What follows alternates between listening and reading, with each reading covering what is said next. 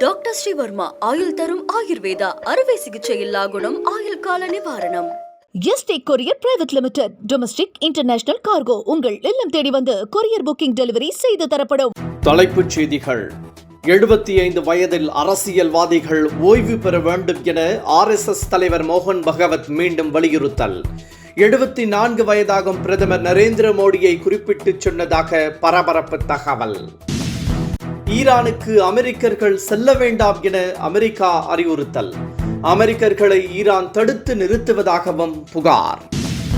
திருப்பரங்குன்றம் சுப்பிரமணிய சுவாமி கோவிலில் பெண்கள் மீது தாக்குதல். தமிழ் ஓதுவார்கள் உள்ளார்களா என பார்க்க சென்றவர்கள் மீது தடுத்து நிறுத்தப்பட்டதாக புகார். கேரளாவில் பரவும் நிபா வைரஸ். தமிழகத்தில் முன்னெச்சரிக்கை நடவடிக்கைகள் தீவிரம்.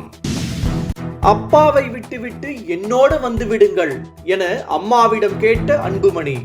திட்டவட்டமாக மறுத்துவிட்ட அன்புமணியின் தாயார். இனி விரிவான செய்திகள்.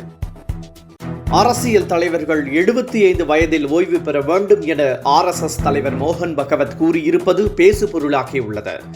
ஏனென்றால் பிரதமர் நரேந்திர மோடிக்கு தற்போது 74 வயதாகும் நிலையில் அடுத்த ஆண்டு அவரை ஓய்வு பெற வைக்க வேண்டும் என RSS அழுத்தம் கொடுத்து வருவதாக ஏற்கனவே பேச்சுக்கள் அடிபட்டன. கடந்த சில மாதங்களுக்கு முன்பு நாக்பூர் RSS அலுவலகத்திற்கு பிரதமர் சென்றபோது இதுகுறித்து பிரதமரிடம் நேரடியாகவே பேசப்பட்டதாக தகவல் வெளியாகி இருந்தது. இந்த நிலையில் அரசியல் தலைவர்கள் 75 வயதில் ஓய்வு பெற வேண்டும் என மோகன் பகவத் மீண்டும் வலியுறுத்தி இருப்பது தற்போது பரபரப்பை ஏற்படுத்தியுள்ளது. ஈரானுக்கு அமெரிக்கர்கள் செல்ல வேண்டாம் என அமெரிக்க அரசு அறிவுறுத்தியுள்ளது. அதிலும் ஈரான், அமெரிக்கா இரட்டை குடியுரிமை வைத்துள்ளவர்கள் ஈராக் செல்லும் போது தடுத்து நிறுத்தப்படுவதாகவும் அவர்களுடன் அமெரிக்க தூதரகம் மூலம் பேசுவதற்கு கூட அனுமதி கிடைப்பதில்லை என்றும் அமெரிக்கா விமர்சித்துள்ளது. இது தொடர்பாக புதிதாக இணையதளம் தொடங்கப்பட்டுள்ளதாகவும் அமெரிக்கா அறிவித்துள்ளது. திருப்பரங்குன்றத்தில் பெண்கள் தாக்கப்பட்டதாக வெளியான வீடியோ பரபரப்பை ஏற்படுத்தியுள்ளது. திருப்பரங்குன்றம் சுப்பிரமணிய சுவாமி கோவிலில் வரும் 14ஆம் தேதி கும்பாபிஷேக பூஜை நடைபெற உள்ளது. இதற்காக யாகசாலை பூஜைகள் நடைபெற்று வருகின்றன.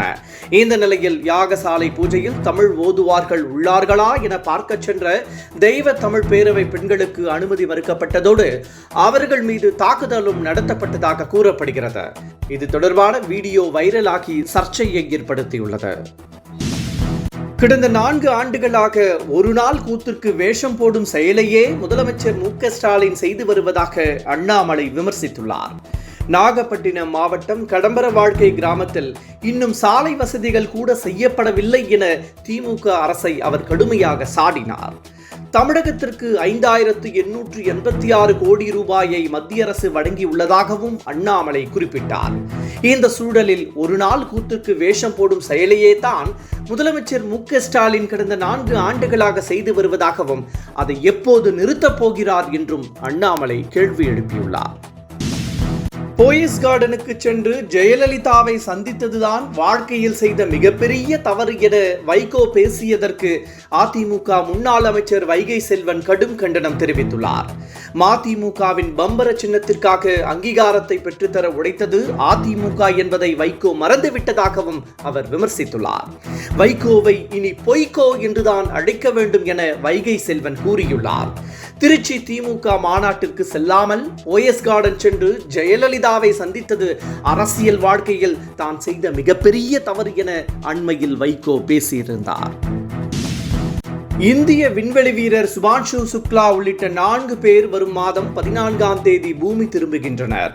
ஜூன் மாதம் 28ஆம் இருந்து சர்வதேச விண்வெளி நிலையத்திற்கு குழு புறப்பட்டு சென்றது. அவர்கள் ஜூலை 10ஆம் தேதி பூமி இந்த நிலையில் பூமி திரும்ப உள்ளதாகவும் அவர்களுக்கு பிரம்மாண்ட அளிக்கப்பட உள்ளதாகவும் நாசா தெரிவித்தார். கிங்காங் மகள் திருமண வரவேற்பில் கொண்ட அதிமுக முன்னாள் அமைச்சர் ஜெயக்குமார் எதிர்பார்க்காத வகையில்